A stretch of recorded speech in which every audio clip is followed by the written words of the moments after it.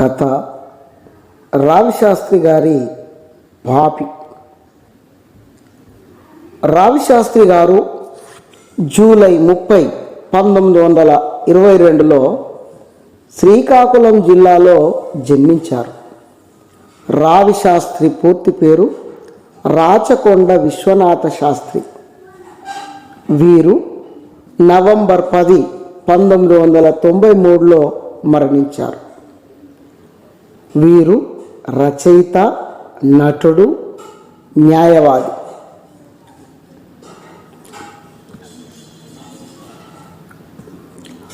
వీరి నవల అల్పజీవి మిక్కిలి గొప్పనైన నవల. చైతన్య స్రవంతి ధోరణిలో వచ్చిన మొదటి తెలుగు నవల. జేమ్స్ జాయిస్ రచనా పద్ధతిని మొదటిసారిగా తెలుగు కథలకు అన్వయించినది కూడా రావిశాస్త్రి గారే. ఇది ఆయన మొట్టమొదటి నవల. వీరు రాసిన కథల్లో 6 సారా కథలు చాలా ప్రసిద్ధమైనవి. కథాసాగరం, రాచకొండ కథలు, 6 సారా కథలు, కలకంటి, బానిస కథలు, రత్తాలు రాంబాబు, గోగులొస్తున్నాయి జాగ్రత్త మొదలైన కథలెన్నో రాశారు. నిజం, తిరస్కృతి, విషాదం మొదలైన నాటికలు కూడా రాశారు.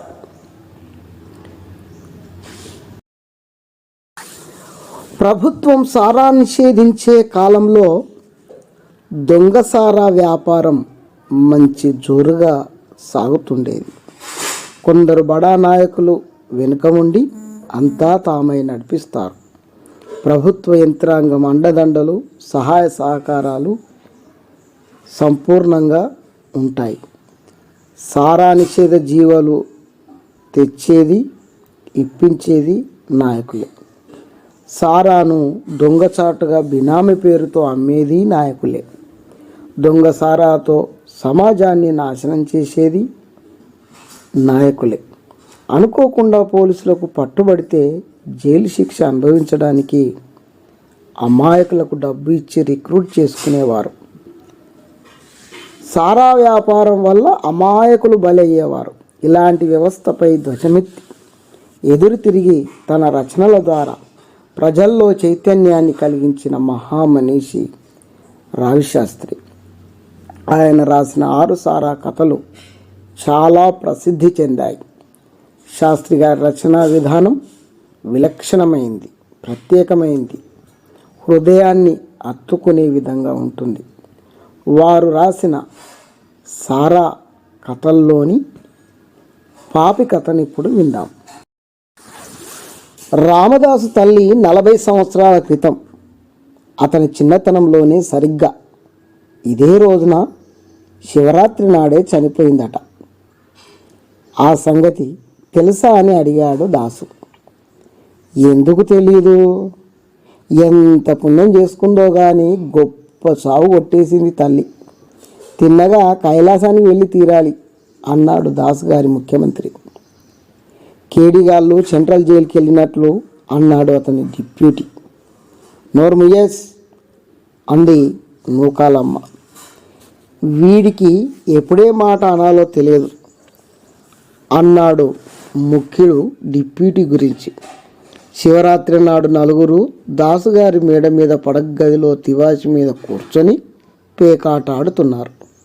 12 గంటలు ఠంగు ఠంగుమన్నాయి.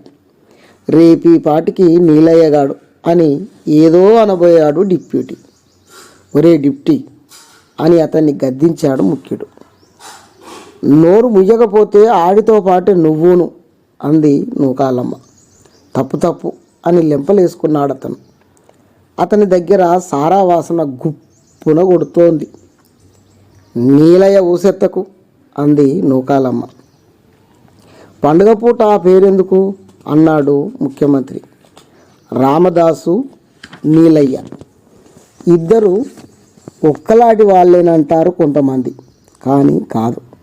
వాళ్ళిద్దరి మధ్య ముఖ్యమైన తేడాలున్నాయి. దాసు కొన్ని విషయాల్లో దేవుడితో సమానం. అతన్ని నమ్మి చెడిన వారు లేరు. అతనికి ఆశ్రిత జన పక్షపాతం ఎక్కువ. ఆడిన మాట అతను నిలబెట్టుకోగలడు కూడాను. నీలయ్యకు అటువంటి కీర్తి ప్రతిష్టలు లేవు. మరొక విషయం, నీలయ్యకు ఇతరుల చావు గురించి బెదురు లేదు. దాసుకు అసలు చావంటే భయం లేదు. వాళ్ళిద్దరి మధ్య పచ్చగడ్డి వేస్తే భగ్గుమనడమే కాదు, నీరు చల్లితే నిప్పై కూర్చునేది. వాళ్ళిద్దరూ నెత్తులు బద్దలు కొట్టుకోకుండా చల్లగా ఉంటేనే ఊరంతా చల్లగా ఉండేది. కానీ మరో విధంగా ఉండదని చాలామంది గ్రహించి చివరికి వాళ్ళని ఒక్కాడికి తెచ్చి ఇద్దరి మధ్య రాజీ కుదిర్చారు. ఆ రాజీ షరతులకు కట్టుబడే రక్షక శాఖ వారు కూడా శాంతి భద్రతలను కాపాడుకుంటూ వస్తున్నారు. సదరు రాజీ ప్రకారం రాజవీధికి తూర్పంతా రామదాసుది. అక్కడ తప్ప మరో ప్రాంతంలో ఒక్క చుక్క సారా కూడా అమ్మడానికి అతనికి అధికారం లేదు. పడమట ప్రాంతం అంతటా నీలయ్య సారాయే పారాలి. మొత్తం మీద అందరి చలవ వల్ల ఒడిదుడుకులేమీ లేకుండా త్రివేణి సంగమం వద్ద సరస్వతీ నదిలా ఊరంతా సారా ప్రవహిస్తోంది. ప్రాతకాలంలో, సాయం సంధ్యలో, నిశలో, మోటారు ట్యూబులో, మోటారు కార్లలో, బళ్ళలో, సైకిళ్లలో, పడవళ్లలో, కూలీ భుజాల మీదులలో, ఆడవారి కోకల కిందులో ఊరంతా అన్ని స్థలాల్లో సారా చకచకా సరఫరా అవుతోంది. కొట్ల దగ్గర గలాసులు జోరుగా ఖాళీ అవుతున్నాయి. బుడ్లకి బుడ్లు కావలసిన వాళ్ళు ఇళ్ళకి జాగ్రత్తగా అందజేయబడుతున్నాయి. తాగే ప్రజకి వంట సారాతో గుండెలు మండి కళ్ళు పేలుతున్నాయి. తాగని వారి సంఖ్య రోజుకి తగ్గిపోతుంది. నిగూఢ గుప్తమైన సారా సొమ్ములో ఎవరి షేల్రు వారికి వెళ్తున్నాయి. శాంతియుత సహజీవనమే సారాలో ఒక శాంతికి ఏకైక మార్గం అని తెలుసుకొని అన్ని పార్టీల వారు కలివిడిగా మెలుగుతున్నారు. 3 బుడ్లు 6 గ్లాసులుగా సారా ప్రపంచం అంతా శాంతి సామరస్యాలతో వర్ధిల్లుతోంది. కానీ ఒకరోజు రాత్రి గ్లాస్ పగిలింది. కొత్త జవాన్ ఒకడు దాస్ కొట్లో ఒక గుక్కెడు నోట్లో పోసుకు ఊసేసి గ్లాసును నేలకేసి పగలగొట్టి, ఇదేటి సారా, కళ్ళ కుంకుడుకాయ పుల్ల అని కల్లెర్ర చేసి ప్రశ్నించి దాసు నుంచి జవాబు వచ్చేలోగా విసవిస నడుస్తూ వెళ్ళిపోయాడు.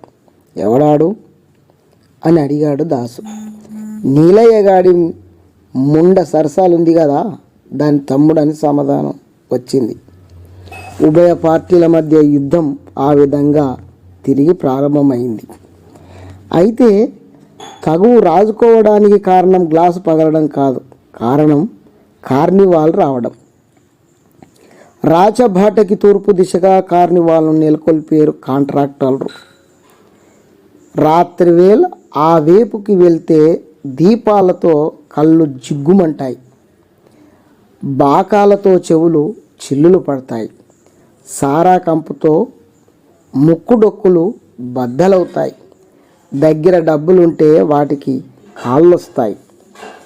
బాకాలు, దీపాలు కార్నివాల్వి, సారా కంపు నీలయ్యది, రాజ్యం రామదాసుది. తన రాజ్యం విడిచి వెళ్ళవలసిందిగా మర్యాదగా కబురు పంపించాడు నీలయ్యకి రామదాసు. వెళ్ళనన్నాడు నీలయ్య. పంచాయతీ అగ్రిమెంటు కాలంలో కార్నివాలు లేదు. అందుచేత ఈ కార్నివాల్కి ఆ అగ్రిమెంటు వర్తించదు. అది నీలయ్య వాదన. కొట్టు తీయను, అది అతని జవాబు. దాసుగారి అనుచరులు కత్తులు నూరుతున్నారని తెలియగానే ఇన్స్పెక్టర్ చిరాకు పడి తలగొక్కొని దాసుని 2 రోజులు ఆగమని చెప్పి నీలయ్యని రమ్మని కబురు పెట్టాడు. వాడి జాగాలో నువ్వెందుకు అని చివాట్లు పెట్టాడు. ఖాళీ చేసేయమని ఉత్తర్వు చేశాడు. దక్షిణ అమెరికాలో అమెరికన్ రాయబారి మాట వంటిది ఇన్స్పెక్టర్ గారి మాట. ఆ మాటకి తిరుగంటూ లేదు.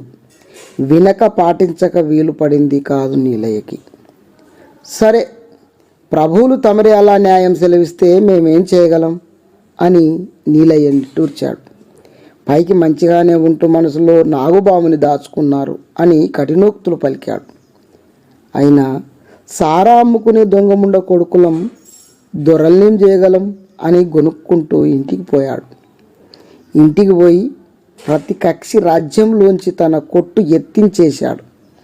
కానీ తన చేతులకి గాజులు లేవని తెలియజేశాడు నీలయ్య. మర్నాడు స్థానిక పత్రికలో ఒక ఇన్స్పెక్టర్ గారి దుశ్చర్యలను అరకెట్టేవారెవరు అనే ప్రశ్న విజయించింది. కార్నివాల్ దగ్గర కొత్తగా వెలిసిన దాసు కొట్టు దగ్గర నుంచి 2 తాగుబోతుల్ని తీసుకొచ్చి కేసులు పెట్టించాడు కొత్త జవాన్.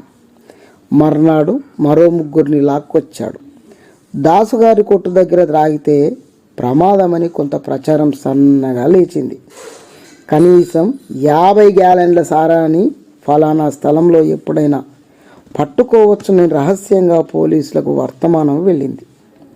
కొద్ది రోజుల్లోనే 10 గ్యాలన్ల రౌండ్ మోటార్ లారీ ట్యూబుల 6తో 3 రిక్షాలని సెంట్రల్ పోలీసు వాళ్ళు పట్టుకొని రిక్షాలని డ్రైవర్లని లోకల్ వాళ్ళకి అప్పజెప్పి సరుకుని ముద్దాయిలని రిక్షాలని ఛార్జ్ షీటుతో సహా కోర్టుకు పంపించారు.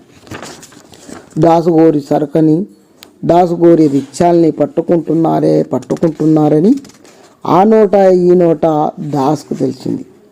ఆ సాయంకాలం 5 గంటలకి కోర్టు వరండాలో తన ప్లీడర్ని పులిలా ఎదుర్కొన్నాడు రామదాసు. ప్లీడర్ గారు హాల్లోంచి అప్పుడే బయటకొచ్చి గౌన్ తీసి మడుస్తూ లాభం లేదు అని తెలియజేశాడు.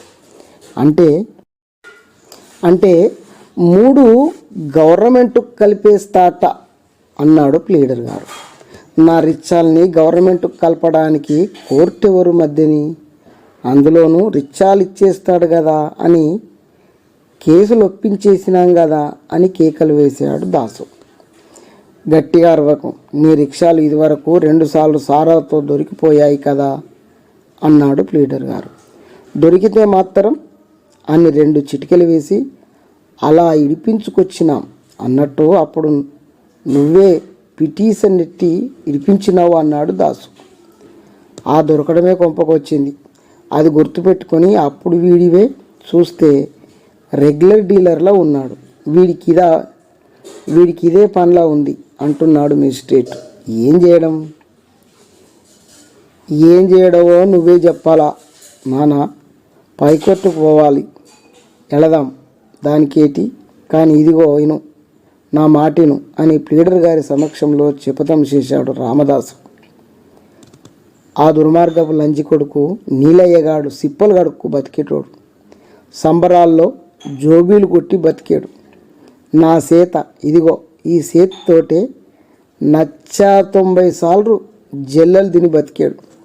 కేడిగాళ్ళ మీద పోలీసు వాళ్ళకి ఇన్ఫర్మేషన్లు ఇచ్చి బతికాడు. కోరుట్లంట తిరిగి దొంగ సచ్చినాక లిచ్చుకొని టీ సుక్కలు తాగి బతికాడు. ముండల కంపెనీలో బోకర్ పనిచేసి తిని బతికాడు. అక్కడ ముండల కోక లెత్తుకపోయి కానీకి పరక్కి అమ్ముక బతికాడు. డబ్బు కోసం పెద్ద రోగపు దాన్ని పెళ్లి చేసుకొని కక్కుర్తిమానంగా బతికాడు. దాని చేత కాగితాలు రాయించేసుకొని దానికి ఇసం పెట్టి చంపేసి దాని సొమ్ము తిని కూనీకోరు బతుకు బతికాడు. సారా అని చెప్పి ఉప్పు నీళ్ళమ్మి దొంగ బతుకు బతికాడు. బావమరిది పెళ్ళాం అప్ప సెల్లెలతో సమానం. దాన్ని లెగదీసుకొచ్చి అప్పకి మొగుడుగా పాపం బతుకు లుచ్చా బతుకు బతికాడు. కుక్క బతికింది, ఆడు బతికేడు పో, కానీ నాతో విరోధం పెట్టుకున్నాడు. ఇదిగో ఇదే మాట చెప్తున్నాను, ఆడు మరింక బతకడు. ఆన్ని నానేం చేస్తానని కాదు, నానేం చెయ్యను, నా నాన్ని పల్లెత్తు మాటనను, కానీ ఆడికింకా తెలకుండా ఉంది. నాలో ఈశ్వరుడున్నాడు. ఆ ఈశ్వరుడే అన్నీ చేయిస్తాడు. చేయించే పనులన్నీ నాలో ఈశ్వరుడే చేసేస్తాడు. అంచేత అదలా ఒగ్గి రిచ్చాల గురించి మాత్రం హైదరాబాద్ అయినా వెళ్ళాలంటే ఎల్లు, ఇడిపించుకురా, అందాక ఇదిగో 100 రూపాయల కాగితం దగ్గరుంచు, రిచ్చాలు మాత్రం ఇడిపించు అని శపథం చేసి పనులు పురమాయించి గృహోన్ముఖుడయ్యాడు రామదాసు. కోర్టులో ఉన్న కోపం ఇంటికి వెళ్ళేసరికి కొంత తగ్గినప్పటికీ దాసుకి ఏ విషయం కూడా సంతృప్తికరంగా లేదు. 60 గాలన్ల సారకి గాలొచ్చింది. అమ్మితే టోకున 600 రూపాయలు. అదేం సొమ్మ. 3 రిక్షాలు లిటిగేషన్లో పడిపోయాయి. డ్రైవర్లు 3 3 నెలలు జైలుకు పోయారు. జైలు పీరియడ్లో ఒక్కొక్కరి కుటుంబానికి నెలకు 56 రూపాయలు ఇవ్వాలి. ఇవ్వకుండా ఎగ్గొట్టిన షావుకారులు లేకపోలేదు. వారిలాంటి షావుకారు కాదు రామదాసు. అందుకనే తన దగ్గర ఎప్పుడు ఏ కేసులో జైలుకు వెళ్ళాలంటే ఆ కేసుకు సిద్ధంగా 25 మంది కత్తుల్లాంటి కుర్రాళ్ళు ఉన్నారు. అయినా నీలయ్య గాడి వల్ల 3 కుర్రాళ్ళు అనవసరంగా జైలుకు వెళ్ళారు. అయితే కుక్క కాటుకు చెప్పు దెబ్బ ఉండనే ఉంది. నీలయ్య గారిని మాపేయడం అదేమంత కష్టమైన పనేం కాదు. పోనీ అదే పని అని దాసు ఊరుకుంటున్నాడంతే. లేకపోతే 3 నిమిషాల్లో.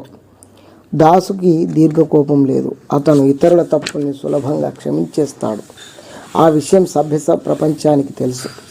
అతను ఆడంబర కోసం శపథం చేసేడే కానీ అప్పటికి నీలయ్య అంతటితో ఆగిపోతే నీలయ్యని క్షమించి పారేసును.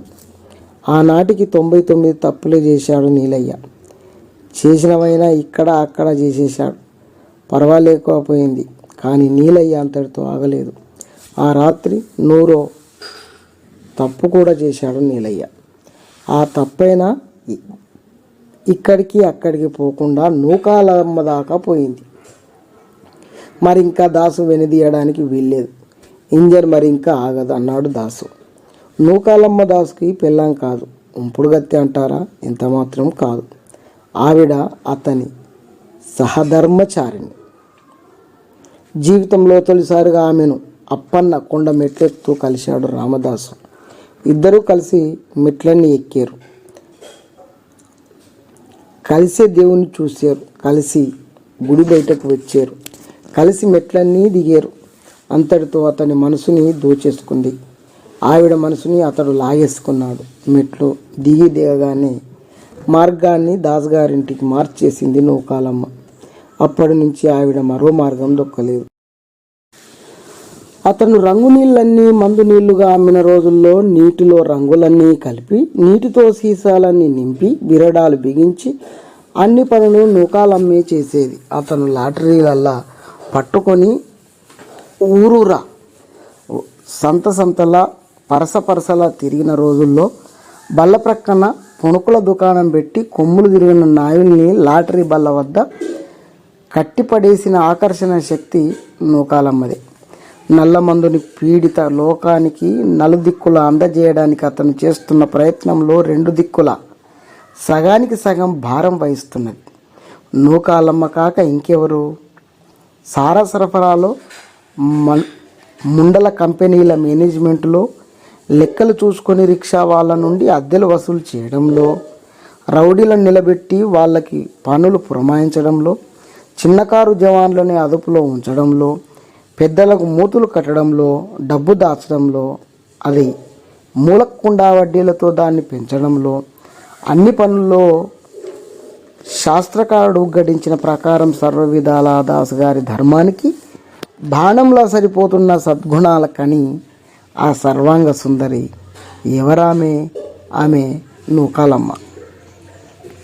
కోర్టు నుంచి వచ్చిన నాటి రాత్రి 1 గంటకి మేడ మీద గదిలో పందిరి మంచం మీద పడుకున్న దాసుని నిద్రలేపారు.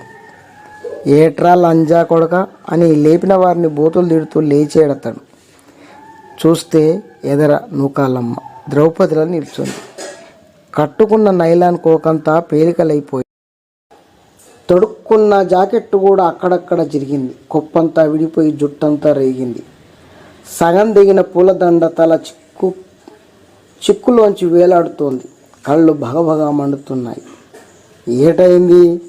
కార్నివాల్కి వెళ్తే దీపాలు ఆర్పేసి అల్లరి చేశారు. ఎవరు? నీలయ్య మనుషులు. బస్ అంతే, ఇంజన్ మరి ఇంకా ఆగదు అన్నాడు దాసు. ఆ రాత్రి 1 గంటకి ఆ గదిలో సభ జరిగింది. రాజుగారు పందిరి మంచం మీద కూర్చున్నారు. పట్టమహిషి ప్రక్కనే ఉంది. 2 మంత్రులు హాజరులో ఉన్నారు. సేనానాయకుడు చేతులు కట్టుకు నిల్చున్నాడు. అంతరంగిక కార్యదర్శికి అర్జెంటు వర్తమానం వెళ్ళింది. 3 ముఖ్యమైన అమెరికన్ నావికోద్యోగుల్ని లాడ్జింగ్ హౌస్ నడవలో ఎక్కడున్న వాళ్ళని అక్కడే విడిచిపెట్టేసి అతను మనోవేగంతో వచ్చి వాలేడు. సభలో సమస్యనంతా కలిసి చర్చించడం, ఒక నిర్ణయానికి రావడం జరిగింది. నిర్ణయం గురించి వారిలో అభిప్రాయ భేదాలు ఏవి లేవు. నిర్ణయాన్ని ఎప్పుడు, ఏ రోజున అమలుపరచాలనేదే ప్రశ్న. శుక్రవారం నాడు శివరాత్రి. ఆ రోజున కూడదు అన్నాడు దాసు. దాస్కి దైవభక్తి హెచ్చనే విషయం గుళ్ళో ప్రతి పూజారికే కాదు, ప్రజా 50 మందికి తెలుసు. అతడు ఎప్పుడు కావలెత్తే అప్పుడు కైలాసానికి వెళ్ళి తీరగలడు.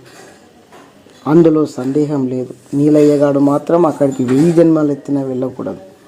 ఆ రోజు కూడదంటావేమిటి? అదే సులువైన రోజు అని కార్యదర్శి మొత్తుకున్నాడు. లాభం లేకపోయింది. నీలయ్యగాన్ని ఆన్ని సస్తే కైలాసానికి వెళ్ళనియను అని భీష్మించు కూర్చున్నాడు దాసు. లాగిన కొద్దీ బీసేదే కానీ సడిలేడు. సరైతే నీ ఇష్టం అన్నాడు కార్యదర్శి. శుక్రవారం పవిత్ర దినం. ఆ రోజున వెళ్ళేవారి కైలాస ద్వారం బారున తెరుచుకుంటుంది. అంచేత ఆ దినం విడిచిపెట్టేసి ఆ మర్నాడు శనివారం రాత్రికి ఏం చేయాలో, ఎవరు చేయాలో, ఎక్కడ ఎలా చేయాలో అంతా సెటిల్ అయిపోయింది. అంతలో భల్లున తెల్లవారింది. ఎవరి మట్టున వారు హాయిగా నిశ్చింతగా నిద్రపోయారు. ఆంతరంగిక కార్యదర్శి పూర్వాశ్రమంలో ఒక పేరు మోసిన ప్లీడర్ గారి గుమస్తా కింద గుమస్తా. అతను ఒక్కసారే తప్పు చేసి దొరికిపోయాడు. ఆ తప్పైన వేరొకరి కోసం వాడు చేయించడం వల్ల చేశాడు. ఆ పాపాన్ని సెంట్రల్ జైల్లో కడిగేసుకున్నాడు. పైకొచ్చాక ప్లీడర్ని కానీ ప్లీడర్ గుమస్తాని కానీ ఇక మీదట తాకితే అని ఓ ఘోరమైన ఒట్టు పెట్టుకున్నాడు. జైల్లో ఉండగానే అక్కడి దాస్ గారి శిష్య పరమాణువుడు ఒకరిని కలుసుకొని వారి వల్ల దాస్ గారి కీర్తి ప్రతిష్టలు విన్నాడు. బయటపడ్డాక దాసుతో పరిచయం సంపాదించి అతన్ని ఆపాదమస్తకం పరీక్షించి చూసి పెంచితే ఇలాంటి వాడిని పెంచాలి అనుకున్నాడు. పెంచుదామనే నిశ్చయానికి వచ్చేసాడు. దాసు బలంలో నూకాలమ్మది సగమైతే దాసుదొక పావైతే మిగతా పావు కార్యదర్శిది. దాసుకి రావాల్సిన నల్లమందు రెక్కలు తెచ్చుకొని ఆకాశయానం చేసి మరీ కిందికి దిగిందంటే దానికి కార్యదర్శి ప్రతిభే కారణం. సారా సప్లై ఎవడైనా చేస్తాడు. పెద్దలకి హార్బర్లోంచి విస్కీ బుడ్లు వెళ్ళాలన్నా, షిప్పుల్లోంచి వారికి ఏ సామాన్ పంపించాలన్నా ఆ పనులు కార్యదర్శి మాత్రం చేయాలి. ఇంగ్లీషులో అతనే మాట్లాడాలి. కోర్టు పనులు ప్లీడర్లని గుమస్తాలని తాకకుండా అన్నీ అతనే చూడాలి. లాడ్జింగ్ హౌజు అతని మేనేజ్మెంట్లోనే ఉండాలి. మొత్తం మీద సంస్కృతి విజ్ఞానాలు అతని సొమ్ము. శకుని, శుక్రాచార్యులు, గోరింగ్, గోబెల్స్, హామర్షీల్డ్ కోవలేనివాడు దాసు గారి ఆంతరంగిక కార్యదర్శి. కార్నివాల్లో గలాట జరగడం సోమవారం జరిగింది. శనివారం రావాలంటే మంగళ, బుధ, లక్ష్మి ఇలా ఎన్నో వారాలు వెళ్ళాలి. కారులో ఆఫీసు నుంచి క్లబ్కు వెళ్ళినట్టుగా ఈ రోజు నుంచి ఆ రోజుకి వెళ్ళిపోవడం కష్టం. అలా వీలు పడదనేది అసలు ఇది. ఈలోగా రోజుకి 24 గంటలు. దాసు రక్తం కుతకుతలాడుతుంది. నూకాలమ్మ ఆరని నిప్పు సిగల్లా ఉంది. ఆవిడ ఆ నైలాన్ చీర విడవలేదు, కొప్పు ముడవలేదు. ఎలాగైతేనేం శివరాత్రి వచ్చింది. ఇంకొక్క రోజు ఇయాల్టికి కాస్త లిగిసి పలారం భోంచేయి అన్నాడు నూకాలమ్మతో దాసు. నూకాలమ్మ మంచం నుంచి లేచింది, కానీ ఉపవాస దీక్ష వీడలేదు. నువ్వు ఉపాసం ఉండు అంది దాసుని. ఇవాళ సారా ముడతానా అని ముక్కు మీద వేలేసుకున్నాడు దాసు. శివరాత్రి రాత్రి దాసు అతని రాణి అతని ఇద్దరు మంత్రులు కూర్చొని పేకాట ఆడుతున్నారు. రాత్రి 12 గంటలు ఠంగు ఠంగుమని కొట్టి 2 నిమిషాలైంది. లెంపలు వేసుకున్నాక డిప్యూటీ మంత్రి కళావర్ జాకీని కిందికి విసిరాడు. చక్కగా అలా నోరు మూసుకో అంది నూకాలమ్మ. లేకపోతే రేపు దగ్గరుండి మరీ కొట్లో వేయించేస్తాను అన్నాడు ముఖ్యమంత్రి. ఆడి ముక్కని నా నిస్పేటాసేసి కోసేశాను, నువ్వు వేటేస్తావో ఎయ్ అని పెద్ద మంత్రిని కసిరేడు దాసు. కోసేవు అయితే 7 పట్టుకోపో అన్నాడు అతను కళావారేడు ముక్క పడేస్తూ. మన సెక్రటరీ అవుపించడు అన్నాడు డిప్యూటీ. ఆటాడాక ఆడి సంగతి నీకెందుకురా అని చివాట్లు తిన్నాడు. నీలా కాళ్ళు సాచుక్కుంటే పండ్లైనట్టే, మొగోడికి నిద్ర బద్ధకం ఉండకూడదు, దరిద్రం అంది నూకాలమ్మ. గదిలో పైన పంక విరామం లేకుండా తిరుగుతోంది. ట్యూబ్లైట్లు 4 గోడల 4 మధ్యనొకటి పోటీపడి వెలుగుతున్నాయి. గోడనొక నిలువుటద్దం నీటిలా మెరుస్తోంది. దుస్తులు సరిగా లేక అందమైన యువతీమణులు బొమ్మలుగా గోడల్ని వేలాడుతున్నారు. కలిపినప్పుడు పేక ముక్కలు సరసరమంటున్నాయి. డబ్బుల మీద డబ్బులు పడ్డప్పుడు డబ్బు చప్పుడు ఆడదాని మట్టెల చప్పుల్లా హాయిగా ఉంటుంది. సారవాసనతో మిళితమైన పొగాకు సువాసన. పంక విసురుకి గదంతా చెదురుతోంది. అంతలోనే గడియారం 1 గంట కొట్టింది. దరిద్రం వదిలిపోయింది అంటూ గదిలోకి వచ్చాడు ఆంతరంగిక కార్యదర్శి. ఇదిగో సెక్రటరీ అని అంతా ముఖం చేసుకున్నాడు డిప్యూటీ. మన సంగతి కాదు చెప్పింది అంటూ గుమ్మంలోంచి గదిలోకి నడిచాడు సెక్రటరీ. అతని లాల్చి సిల్కుది, పంచె మల్లుది, సిగరెట్టు నోట్లోది, ఫారిన్ సిగరెట్ను చేతిలోంది. అతని వయస్సు చిన్నది, కన్ను పెద్దది, తొక్క తెల్లనిది, చూపు మాయని దాచినది. గదిలోకి వచ్చి ఒక వారనున్న వాల్ కుర్చీలో కూర్చుంటూ వాడి దరిద్రం వదిలిపోయింది అని సిగరెట్టు పొగని నోటి వారంట వదిలేడు. ఎవడి దరిద్రం అన్నాడు డిప్టీ. నీలయ్యగాడిది అన్నాడు సెక్రటరీ. ముక్క వేయబోతూ ఎలా ఉన్నవాడలా ఉండిపోయాడు దాసు. ఏటి గురు ఏటైంది అన్నాడు. నీలయ్యగాడు ఠా అని నోట్లేంచి ఈసారి సిగరెట్టు పైకి తీసి పొగను మనోహరంగా ఊదేడు సెక్రటరీ. పంకా దూరంగా ఉన్నందువల్ల ఆ పొగ పైకి లేచి కొమ్మలు చిమ్ముకొని గాలికి చెట్టూగినట్లు ఊగింది. మబ్బు విడిచినట్లు వీడింది. సెక్రటరీ తెచ్చిన వార్త వినగానే తివాసి మీద కూర్చున్న ఆడమనిషి నెమ్మదిగా లేచి పందిరి మంచం మీద మెత్తని పరుపు మీద కూర్చొని నిదానంగా కొప్పు ముడుచుకుంది. మగవాళ్ళు 3 చేతుల్లో ముక్కలు తివాసి మీదకి విసిరేసి వాలు కుర్చీ దగ్గరకు వచ్చి నిల్చొని ప్రశ్నలు కురిపించారు. సిగరెట్టు నుసి కిందికి కొట్టి ఆగండి చెప్తా అన్నాడు కార్యదర్శి. చెప్పు, బేగి చెప్పు, వేగిరని చెప్పు అన్నారు 3. వినండి, ఊరి చివర లాడ్జింగ్ హౌదులో నిన్ననొక కొత్త దొరసాని చిలుక దిగింది. ఎవరు దింపారో ఎవరికి తెలుసు, దిగడం మాత్రం దిగింది. తెల్ల దొరసాని కాదు. అలాగైతే ఈజీగా పట్టేస్తామన్నారు పోలీసు వాళ్ళు.